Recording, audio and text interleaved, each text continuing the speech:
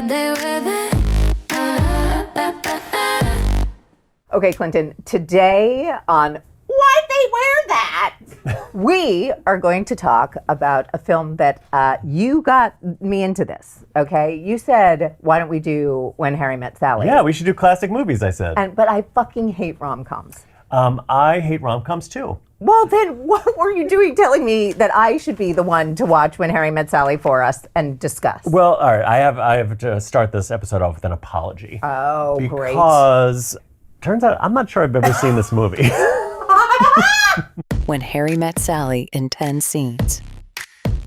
When Harry Met Sally was written by Nora Ephron and it was directed by Rob Reiner. It's starring Billy Crystal and Meg Ryan. It was made in 1989. Yes. And I think what I realized watching this movie is that the dialogue is so good that there is no way the costumes could compare. Now, that is not to say it's not great costume design. And I actually don't remember who designed the costumes. Oh, Gloria Gresham designed the costumes for When Harry Met Sally.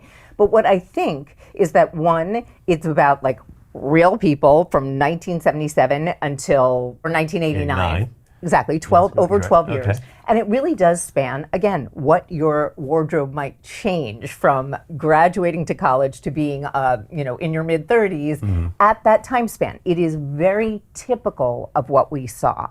And I think for that reason, it's worth just taking the stroll down memory lane to talk about some of the things that were big trends back in 1989. Let's just watch this heteronormative classic, shall we?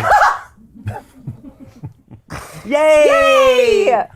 Scene number 1. So here we are. We open this there. It's 1977. We are leaving the University of Chicago. The first time that Harry and Sally meet. They meet when they are taking a 16-hour drive to New York City together, where they are going to start their lives totally separately. They have a friend in common who is his girlfriend, her friend.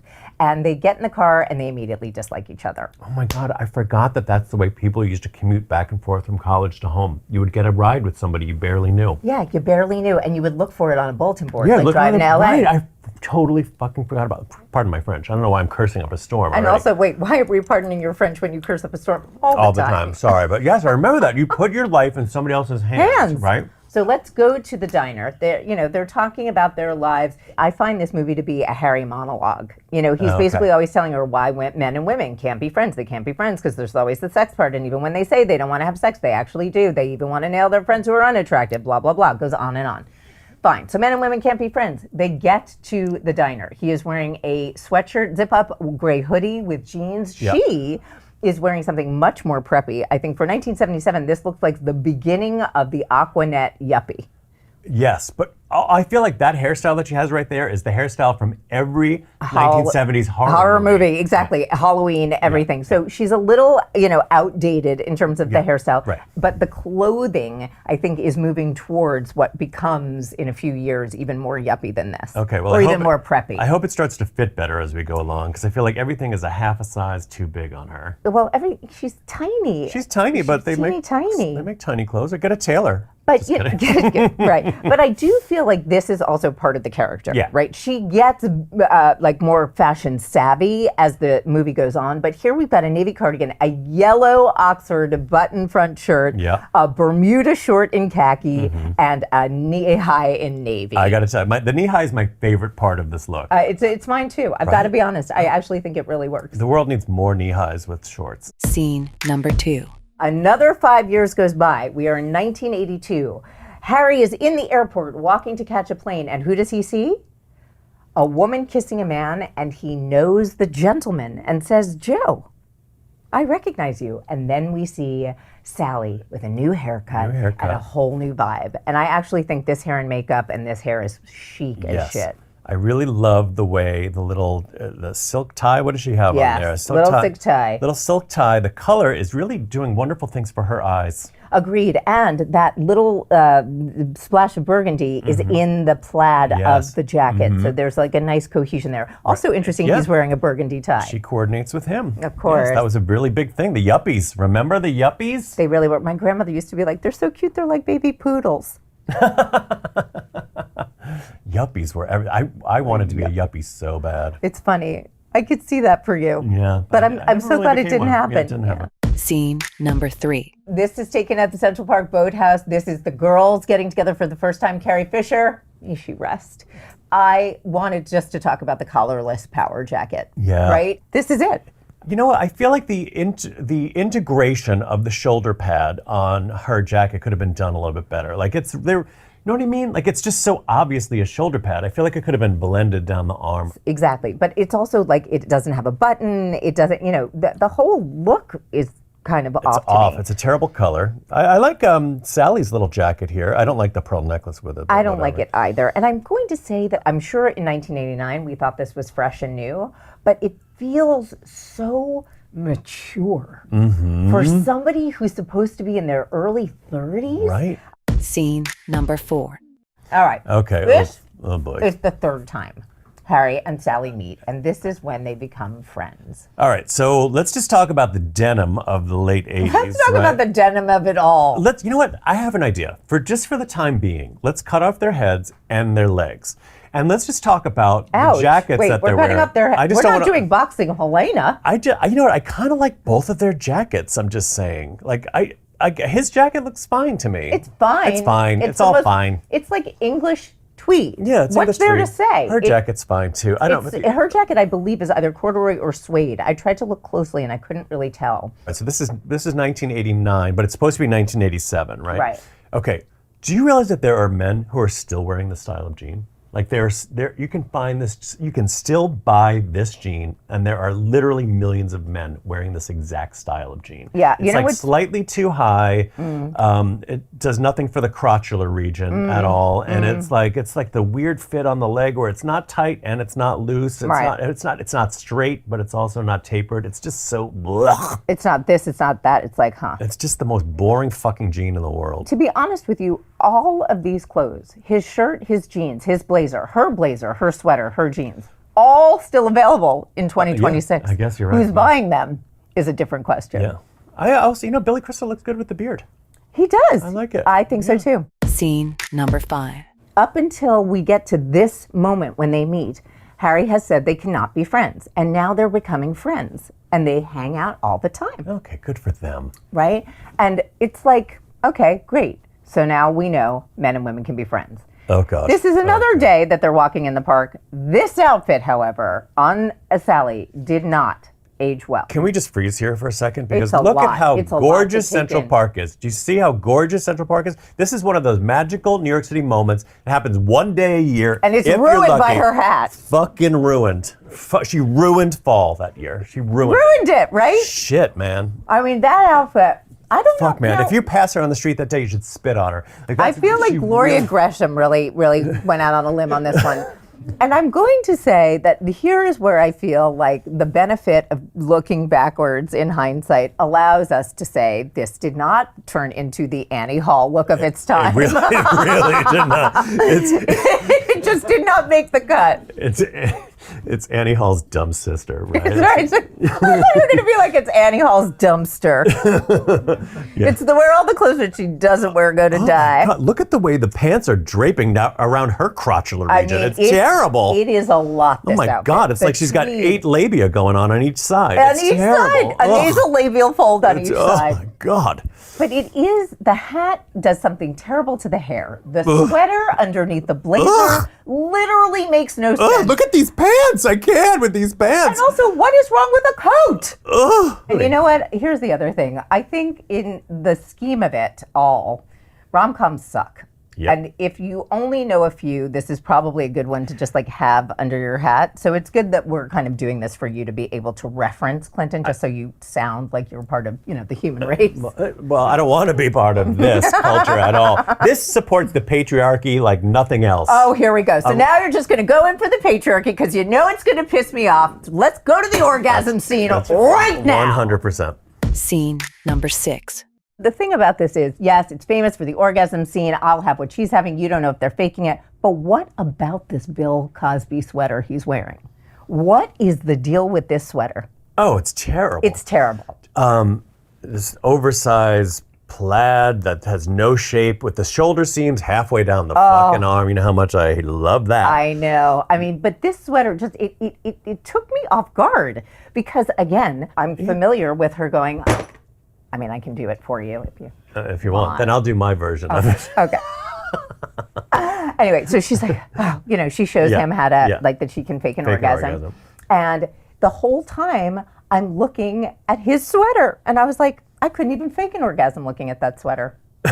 For real, right? I mean, she it's something can't to put you out of the mood. I mean, he's really unfuckable right now. He is 100% unfuckable. And that has nothing to do with his age. No, not at all. No, it's the nothing sweater. to do with his age. Lady, It's just the sweater. if you fuck a man in that sweater, you're only perpetuating this awful patriarchy. That's absolutely right.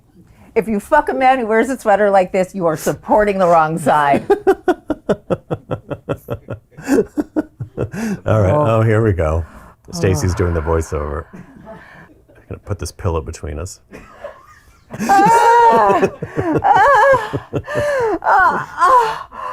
Yes! Yes! Yes! Yes! Yes! Yes! Yes! Yeah. Okay, well, thank you, Stacy. That was really wonderful. Very nice. Now, I think it would be awesome if he was like, all right, now it's my turn. Right. That was great. Why don't you get the fuck out of here? Scene number 7. Okay, now this is the Happy New Year's Eve, the first of 3, right? So the Happy New Year's Eve, they're friends, they're besties, they're hanging out. She's like, thanks so much for taking me out. What is with this off-the-shoulder look? Now, we have it in this movie. We have it in all of our 80s movies. Is it on the shoulder or off the shoulder? Is it by the shoulder or near the shoulder? Yeah. Is it part of the shoulder or is it a sleeve? I don't know. That's a really good question, because how is it staying where it's staying? Is there elastic built into There must be. Yeah, so it's sort of, it And does look, a you creep. can kind of see it. Creeps up. And also, I mean, I know this hairstyle was huge, but a side front pony with the rest of your hair down. Yeah. I don't know. I'm thinking of Christina Applegate and in and Married with Children. Married with Children. And you know who else did this? Suzanne Summers and Three's Company did it in the 70s. absolutely. Yeah. And you know who else did it was Cameron Diaz in Something About Mary.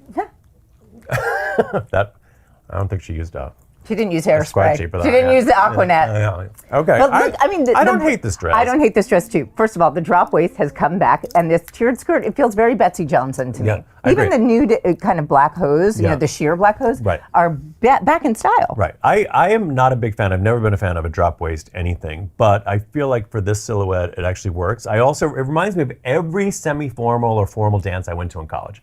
Absolutely. Every girl was wearing this dress. Because it was the late 80s, and that's where we are now. Totally. Yeah. Yeah. I'm not crazy about Billy's suit. Billy's suit, no. No, it's just got nothing to it. It's like Miami Vice, but in gray, right? Yeah, it's that sort of that silhouette that's got like, And he's too little not to be in something more tailored, yeah. right? Right. And can we talk about her shoe? I mean, listen, a kitten heel is back. I don't know what to say about that. I don't know how I feel. I have mixed feelings because, like a kitten heel that's like in between a flat and a heel, I'm in the middle. You know what? I will always like a kitten heel better with a straight skirt, like with a pencil skirt or. Oh, because you love that 50s, 60s I do, vibe. I do. You like that Miss Moneypenny girly who's, I know, I got you. Yeah, like the sexy secretary. Yeah. I will always, to the day I die, love sexy secretary. Me too. That's really when a pussy bow blouse works, like Miss Moneypenny. Yeah.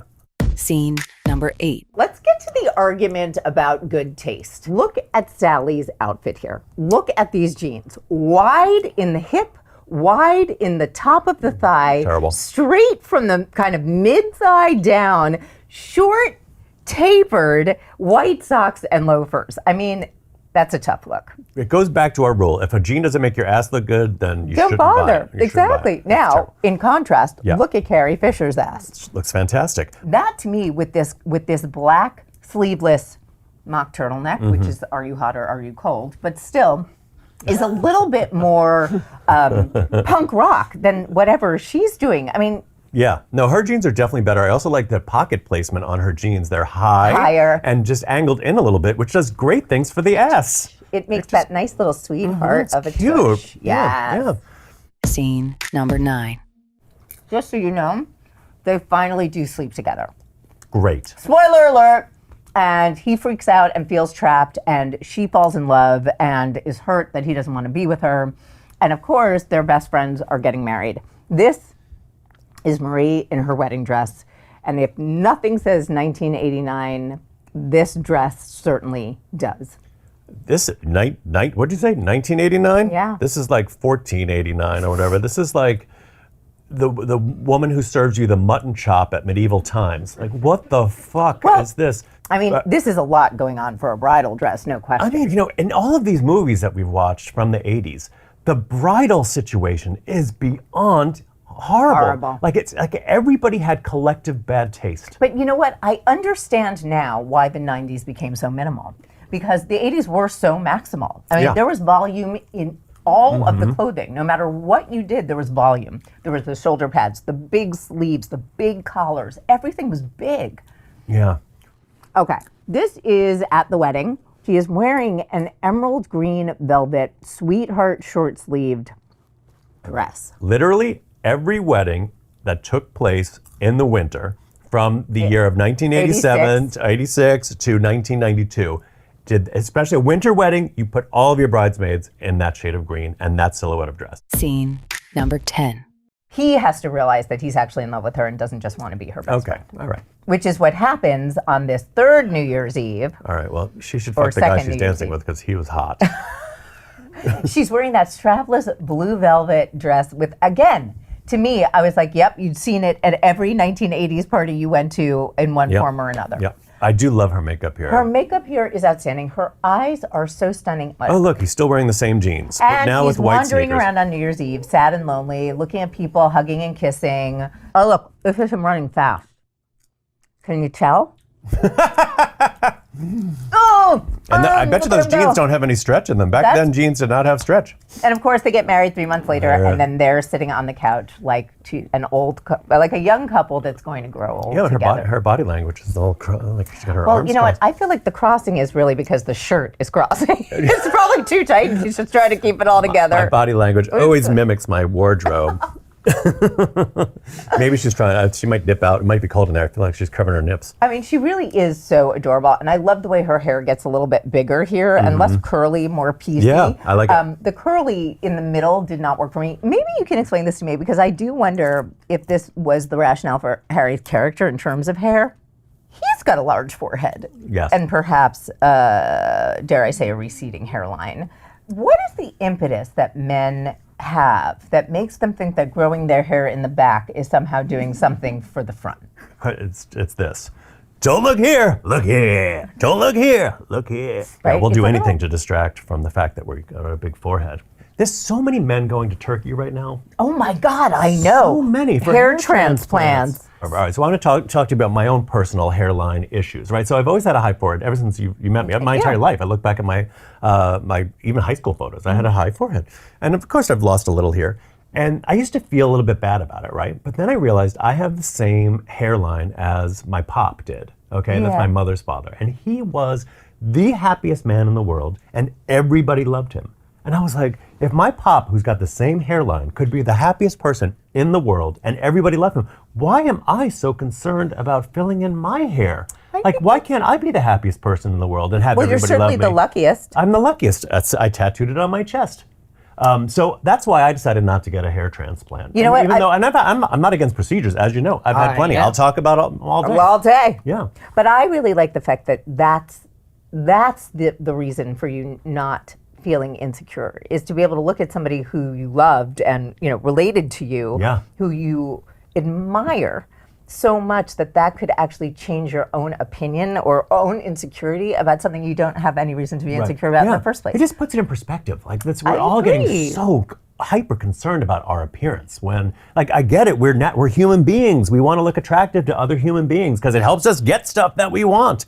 But at a certain point you have to say, like, why am I doing this? Am I doing this for myself, really? Am I doing this to be happy, really? Or am I doing this to make other people happy? Now, in the case of Harry and Sally, I don't think they ever thought about what they wore once when they hung out together. I don't think they planned it. I don't think they worried about it, because they were never trying to pretend to be somebody that they weren't. And he even says to Bruno Kirby's character in the movie, I love having a woman's perspective. I can talk to her about the women that I date and get her perspective.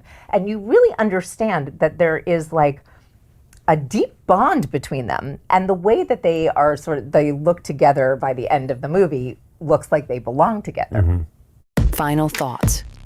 Okay, well, thank you for taking me through that. Thanks Yeah. for the orgasm. Time to rate When Harry Met Sally, the costume designer for When Harry Met Sally. Let's think of a rating. All right. I'm going to say, I mean, the movie overall, dialogue gets 5 out of 5, like knee-high sock. 5 out of 5, I'm like obsessed, okay? But the costume design, again, a little bit like some movies that we watch, which is really meant to kind of melt into the story, you know, is very apropos of 77, 82, and 89. We didn't see anything that we haven't seen in our own real lives. It wasn't, you know, it was New York City, and it looks like it was the late 80s. That's what people were wearing. So did you rate the costume design? No. I'm going to give it, I know what I'm giving it. I know, you're going to give it that man gene. No, I'm going to give it 3 out of 4 labial folds. I think you're right. 3 out of 4 labial folds.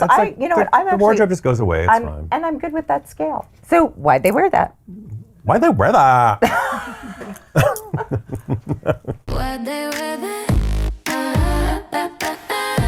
Thanks for watching. A special thank you to our sponsor, the Knickerbocker Hotel. Find out more and explore all our shows at allchewedup.com.